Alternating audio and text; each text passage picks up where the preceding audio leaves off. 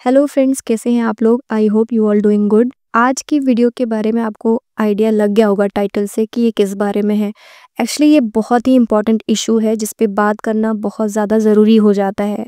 ये मुद्दा स्टार्ट हुआ किम सेरॉन की डेथ से, जिसने 16 फरवरी को अपने घर में सुसाइड कर लिया था और पोस्टमार्टम में पता चला cause of death suicide he confirm किया गया कि हाँ, उसने सुसाइड ही किया था। लेकिन किम सेरॉन की डेथ के कुछ ही दिनों के बाद से ही पूरी दुनिया किम से ह्योन के पीछे पड़ गई। किम सो ह्योन जो एक वर्ल्ड वाइड नेम है, जिसे पूरी दुनिया जानती है और वर्ल्ड वाइड फेमस है अपने बहुत सारे पॉपुलर रोल्स के लिए। ये सारी चीज़ें स्टार्ट वहाँ से हुई जब किम सेरॉन ने मार्च 2024 में एक फ़ोटो पोस्ट कर दी थी अपनी आईडी पे, जिसमें ये दोनों साथ में थे और उस पोस्ट पे उसने आई मिस यू करके लिखा हुआ था। बट कुछ समय बाद ही उसने ये पोस्ट डिलीट कर दिया था। किम सेरॉन जो बहुत लंबे समय से डिप्रेशन में थी और उसके सुसाइड के बाद उसकी सो कॉल्ड आंटी, जो अपने आप को उसकी आंटी बताती हैं, उन्होंने और किम सेरॉन की फैमिली ने किम सो ह्योन पे अक्यूजेशंस लगाए हैं कि किम सो ह्योन ने किम सेरॉन को तब डेट किया जब वो एक माइनर थी। और आगे डिटेल में बताते हुए उन्होंने ये बताया कि जब किम सो ह्योन 27 का था और किम सेरॉन 15 की थी,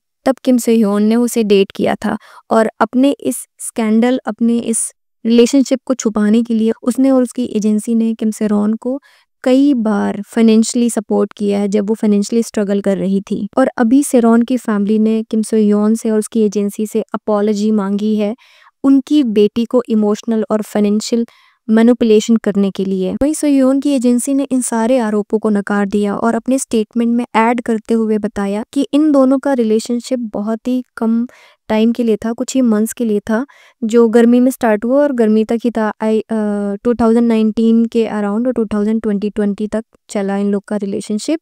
और तब सेरॉन 19 ईयर्स की थी, वो एक अडल्ट थी, माइनर नहीं थी। और इस पूरे सीन के बाद सो ह्योन की एजेंसी ने सेरॉन की फैमिली और उसकी आंटी पे डिफेमेशन का केस किया है और साथ ही मीडिया को ये भी बताया कि उसकी फैमिली उन्हें ब्लैकमेल कर रही है और पैसे ऐंठने के लिए। वहीं सेरॉन की फैमिली ने अभी इसका कोई जवाब नहीं दिया है, लेकिन यूट्यूब पे इतनी ज़्यादा अफवाहें फैल रही हैं कि एक यूट्यूबर है, उसने तो हद ही कर दी। उसका नाम है ली जिन हो और उन्होंने उस पे डिफेमेशन का केस कर दिया है। उसने झूठ बोलने के सारे रिकॉर्ड तोड़ दिए हैं, जितना एक्सट्रीम ले जा सकता था वो उतना एक्सट्रीम लेके गया है। वैसे मुझे लगता है कि ये ज़रूरी भी था। आप बिना किसी चीज़ को जाने, बिना कुछ समझे और किसी के ऊपर कुछ भी स्टेटमेंट देते जा रहे हो, या नहीं करना चाहिए। उसने इतना झूठ बोला कि सेरॉन ने सीक्रेटली मैरिज कर ली है, उसका अबॉर्शन भी हो गया था और उसका हस्बैंड उसे कंट्रोल करता है, ये दोनों यूएस में रहते थे। मतलब कुछ भी बकवास का कोई लिमिट ही नहीं है, जो मन में आए सब बोल दो, सब सारी चीज़ें, मौका मिला है सब ऐड कर दो। सो मैं तो कहूँगी कि सेरॉन की फैमिली को एक्शन लेना बहुत ज़रूरी था।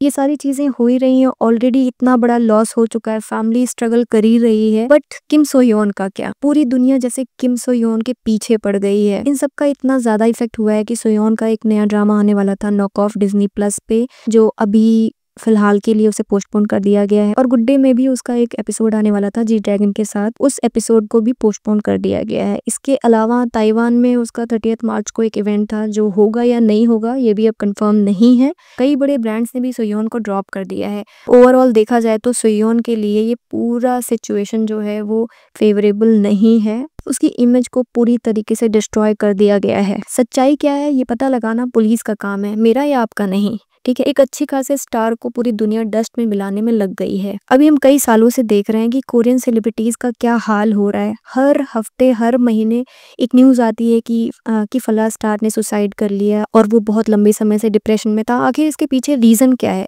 इसके पीछे सबसे बड़ा रीजन है कि लोग एक्सेप्ट करने के लिए तैयार ही नहीं कि उनसे ये मिस्टेक कैसे हो सकती है। एक सिंपल सी बात है, इंसान है तो मिस्टेक हो सकती है, ठीक है। और एक मिस्टेक के चलते आप किसी को इतना ज्यादा फोर्स मत करो कि वो अपनी जान ले ले। किम सेरॉन से नो डाउट एक मिस्टेक हुई थी जब उसने ड्रिंक एंड ड्राइव किया था, लेकिन उसने उसके लिए बहुत सारा अपॉलॉजी लेटर लिखा, कई बार कंपनसेट भी किया, लेकिन लोगों ने उसे माफ नहीं किया। और फाइनली उसके लिए ऐसी सिचुएशन क्रिएट की गई कि वो डिप्रेशन से बाहर ही नहीं आ पाई। उसके पास और कोई दूसरा ऑप्शन ही नहीं था सुसाइड के अलावा। ये कोई पहला केस नहीं है कि पहली बार लोगों का ऐसा रिएक्शन आया है, ये बहुत कॉमन प्रैक्टिस है वहाँ पे सेलिब्रिटीज के लिए। इतना क्रिटिसिज्म, इतनी नफरत, आखिर क्यों इतनी डिफिकल्ट सिचुएशन बना रहे हो उनके लिए? क्यों अपनी लाइफ को प्रॉपर तरीके से जी नहीं पा रहे हैं? ऑलरेडी लाइफ में इतनी स्ट्रगल्स हैं और हर इंसान अपने आप से परेशान है, अपने आप से दुखी है। कुछ लोग हैं जो जीने की कोशिश कर रहे हैं ऐसे सिचुएशन में भी, तब भी आप उनके लिए इतना हार्श एनवायरनमेंट बना रहे हो कि वो प्रॉपरली अपनी लाइफ को सही तरीके से सही वे में जी ही नहीं पा रहे। उन्हें मरना ज्यादा बेटर लग रहा है जीने से। सिर्फ एक सेंटेंस बोलूंगी, जियो और जीने दो।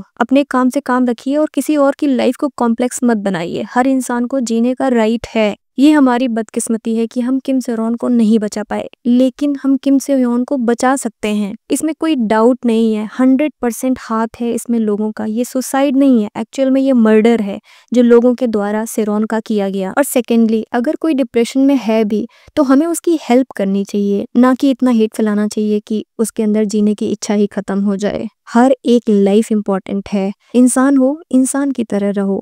मैं अपनी ऑडियंस से ये जानना चाहूंगी कि आपकी क्या राय है इस पे। मुझे मेरे कमेंट सेक्शन में लिख के बताओ अगर आप मेरी बातों से एग्री करते हो। That's all for today now. मिलते हैं नेक्स्ट वीडियो में, तब तक के लिए take care of yourself and keep watching me. Bye bye.